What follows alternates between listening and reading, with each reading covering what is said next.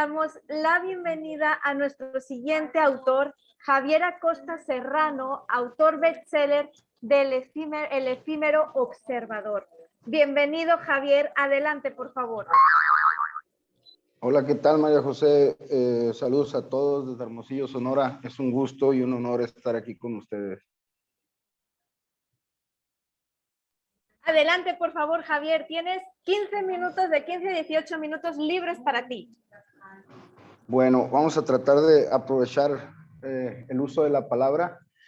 Fíjate qué sincronía encontrarme con este libro o con esta autora, Carolina, antes de mí, que yo tengo el gusto de haber adquirido su libro también, al igual que otros libros que he tenido la oportunidad de adquirir de compañeros que han publicado su libro en Comunicación Global Design.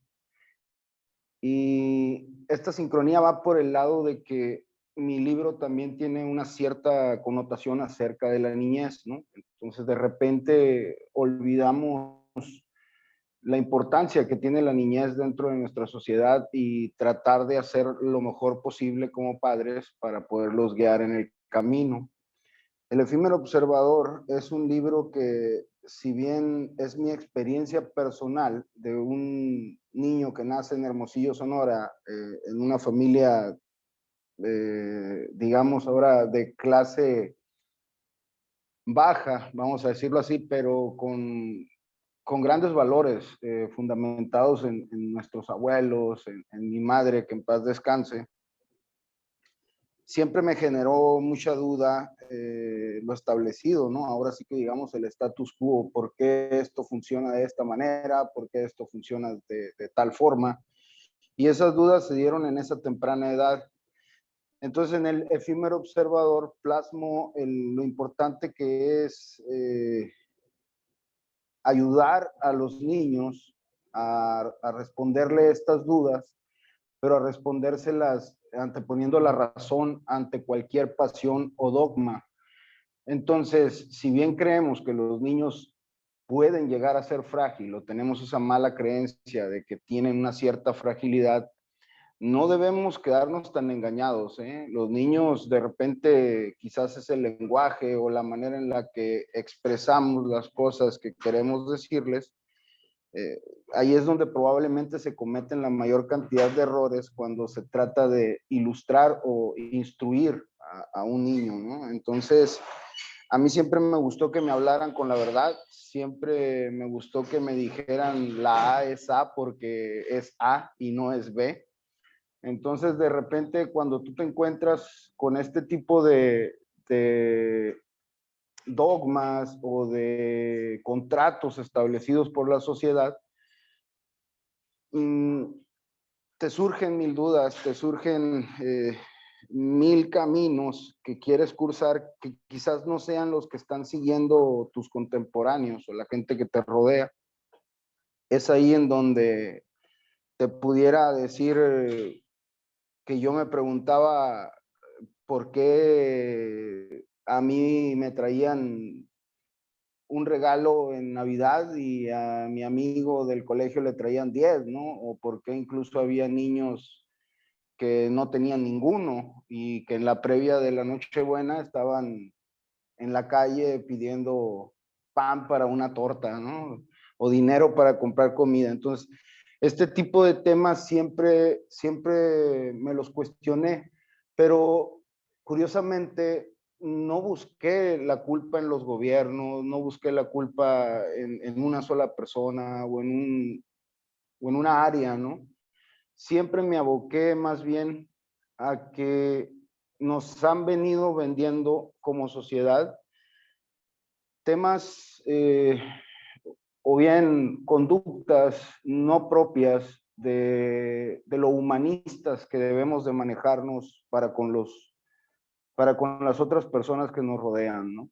Entonces, por una caridad o por una benevolencia, siempre me dio por actuar hacia los más desprotegidos, ¿no? Entonces recuerdo que cuando niño iba y platicaba con los niños que tenían leucemia en el Hospital General del Estado, porque mi mamá servía en ese tipo de causas, y íbamos y me gustaba mucho ir.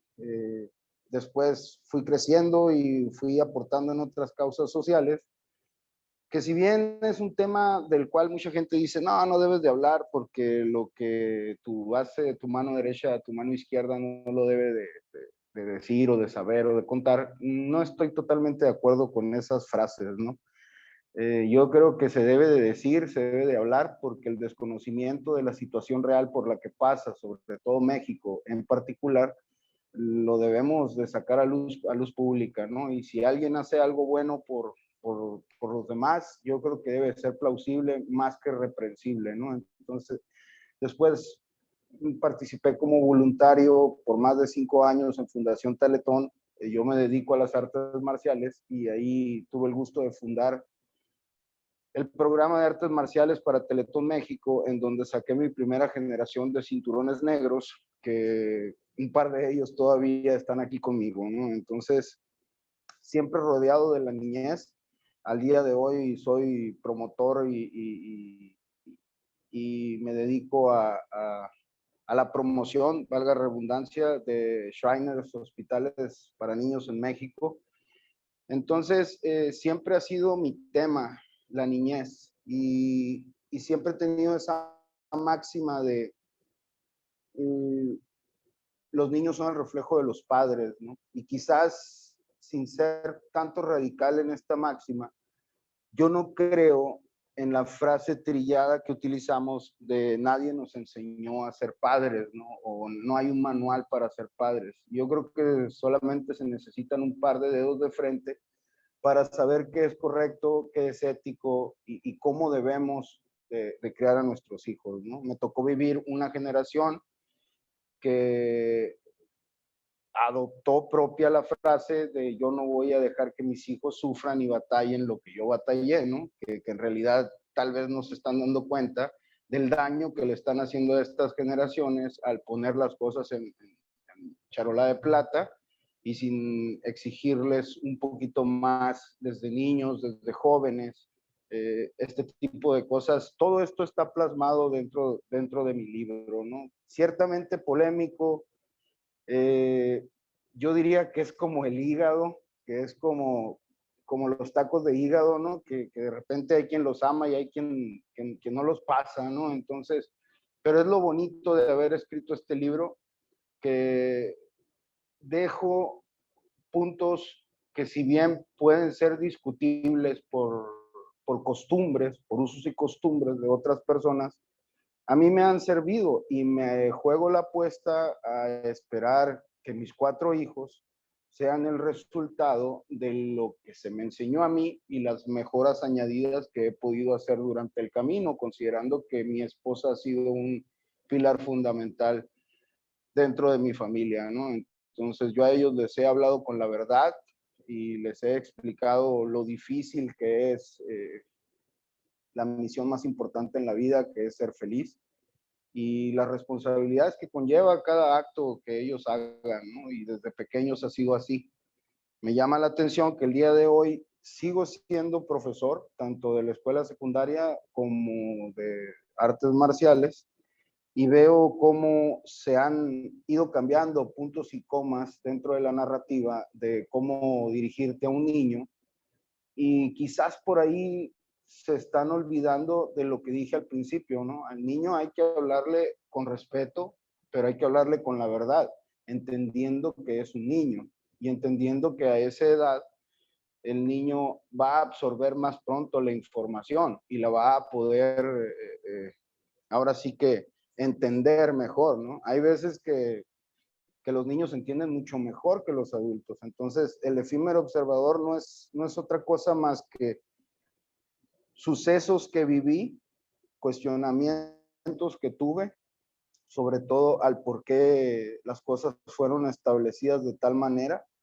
y trato de ir desarmando con responsabilidad poco a poco cada uno de esos conceptos, ¿no? Porque pues, estamos llenos de conceptos, estamos llenos de dogmas, de creencias como sociedad, pero como les comento, nutriéndome por aquí, nutriéndome por allá, Corazonada, que es un muy buen libro, que yo tengo el gusto de haberlo adquirido en Kindle, me ha ayudado también bastante a entender que hay modos, hay juegos, hay ahora sí que retóricas, o incluso puedo hacer hasta una especie de obra de teatro. Yo he llegado a hacer marionetas con calcetines y me siento enfrente de 8 o 10 niños y muchos dirían, ay, mira qué payaso el maestro Javier, ¿no? Pero intento dar ese mensaje quizás de algún valor como la tolerancia o como la asertividad o etcétera, etcétera,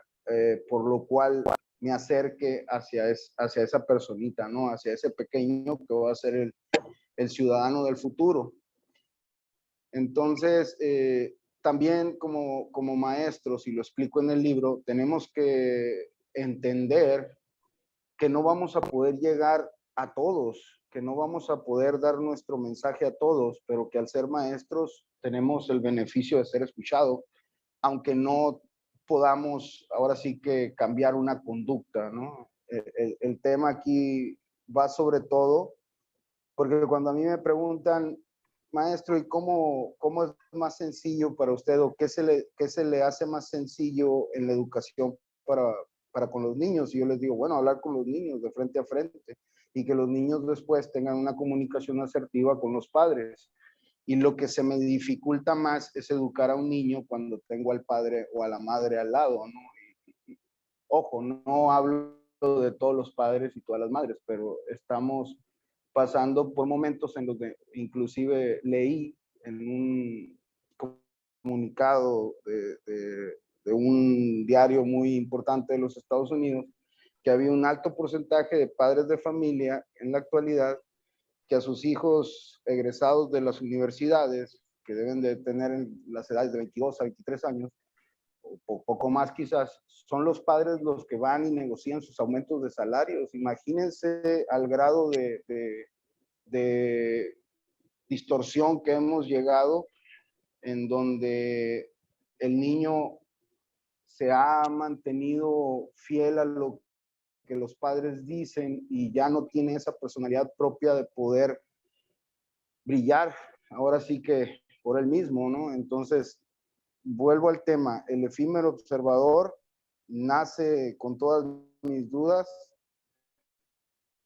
Fue un proceso impresionante porque recuerdo que el libro ya estaba escrito y aprendí mucho de comunicación global design porque de la noche a la mañana me presentan una portada que no fue tan efímera como el libro, ¿no? En menos de 5 minutos ya tenía una portada que era la perfecta. Al día siguiente estábamos con la corrección del libro, una lectura fina, etcétera. Y yo veía cómo las cosas iban dando de un modo tan profesional que recuerdo en el cierre, que fue cuando empecé a tener trato con las personas de Amazon para que fuera vendido en Amazon.com. Dije yo, vaya qué rápido, ¿no? O sea, yo no tenía ni idea de cómo era el proceso para llevar a cabo un libro y fue tan profesional y tan rápido que me cayó de sorpresa, ¿no? Y ya de repente tenía el flyer en donde el libro se estrenaba y como por arte de magia, el libro, bueno, mal que diga por arte de magia, porque vuelvo a lo mismo, fue un trabajo sumamente profesional, el libro ya estaba siendo el más vendido de su categoría, ¿no? Entonces, de repente, de esas veces de que no te acaba de caer, pero fue un proceso ahora sí que increíble, increíble. Y ese libro se convierte para mí en algo importantísimo. Fue como que mi primer paso y ya estoy pensando seriamente comunicarme de vuelta con Comunicación Global Design porque estoy en planes de tratar de escribir un futuro libro. Entonces, esa prácticamente fue mi experiencia de lo que trata el libro, qué es lo que quise proyectar y sobre todo que aprendí muchísimo, ¿no? Yo dirijo una organización en el norte de México y que también tengo alumnos en diferentes países, como en Cuba, como en Uruguay, y, y aprendí muchísimo de comunicación global design, sobre todo esa manera tan como reloj suizo que tuvieron de llevar a cabo este proyecto, que hubiese sido imposible sin ellos. Me hubiera llevado quizás años poder haberme abierto puertas como escritor y el día de hoy me siento muy honrado, muy contento de estar aquí con ustedes y siempre estaré en pie y al orden para lo que precise Comunicación Global Design. Les agradezco muchísimo haberme considerado y darme esta distinción y felicito a todos mis compañeros. Seguiré adquiriendo sus libros cada vez que tenga oportunidad y qué más decir. Muchísimas gracias y quedo a la orden. Muchísimas gracias, Javier, por tu intervención. Es maravilloso cómo a lo largo del día estamos viendo, sin quererlo, cómo todos los libros están haciendo su match, todos los libros están haciendo parte de un engranaje perfecto. Muchas gracias, Javier, por tu participación esta tarde y por tus palabras.